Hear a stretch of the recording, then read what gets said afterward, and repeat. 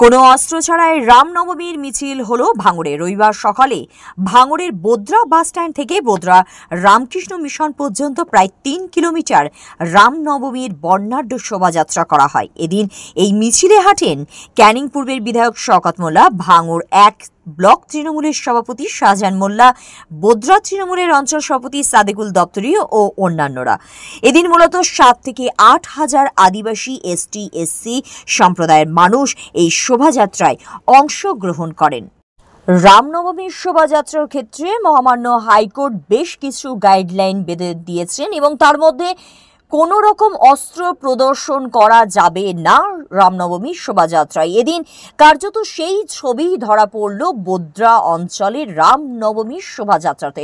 কোনো রূপ অস্ত্র প্রদর্শন ছাড়াই সম্পন্ন হলো রামনবমীর শোভাযাত্রা।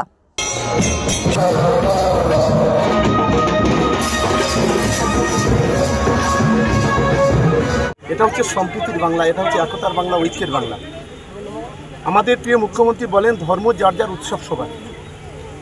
আজকে আমরা এই উৎসবে সামিল হয়েছি এবং আমি মুসলিম, আমার কাছে মুসলিম ধর্ম পবিত্র। যে হিন্দু আছে, হিন্দু ভাই আছে, তার হিন্দু ধর্ম তার কাছে পবিত্র। কিন্তু আমাদের একে অপরের পাশে দাঁড়ানো এটাই আমাদের কর্তব্য।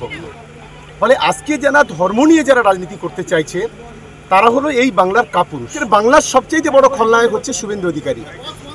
আজকে ধর্মকে সামনে রেখে যেভাবে আজকে সম্প্রীতিটাকে ধ্বংস করতে চাইছে, যেভাবে বাংলায় হিন্দু মুসলমানের বিভাজন করে দাঙ্গা বাঁধাতে চাইছে, তার বিরুদ্ধে বাংলার হিন্দু, মুসলমান, খ্রিস্টান, আদিবাসী আমরা সবাই ঐক্যবদ্ধ। আজকের আমরা মনে করি যে বিজেপি সংখ্যালঘুদের উপর আক্রমণ করে আর আমরা সংখ্যালঘুদের পাশে দাঁড়াই, এটাই হচ্ছে ওদের থেকে আমাদের তফাৎ।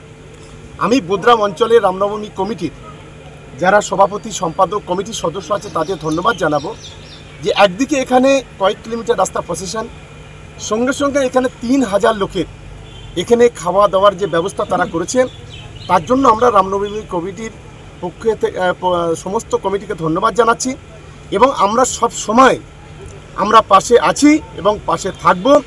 সম্প্রীতি করতে, ঐক্য করতে এবং দাঙ্গাবাজদের বিরুদ্ধে লড়াই করতে আমরা বদ্ধ পরিবার, রাজনীতির ঊর্ধ্বে উঠে আমরা এই কাজটা মানুষের পাশে আমরা থাকতে চাই। আজকের কিছু কিছু ধর্মের ব্যবসায়ী আছে, ধর্মের কালোবাজারি আছে, তারা নিজেদের স্বার্থ চরিতার্থ করার জন্য তারা একে অপরকে আক্রমণ করে। সেটা আমাদের মুসলিমদের মধ্যে আছে, হিন্দুদের মধ্যে আছে, আদিবাসীদের মধ্যে আছে, খ্রিস্টানদের মধ্যে আছে, সব ধর্মে আছে। কথা বলেন, আমরা জাতি, ধর্ম, বর্ণ নির্বিশেষে আমরা যেমন দুর্গাপূজাতে থাকি, কালী পূজাতে থাকি, ঈদে থাকি, মিলাদে থাকি, আবার রামনবমীতে থাকি।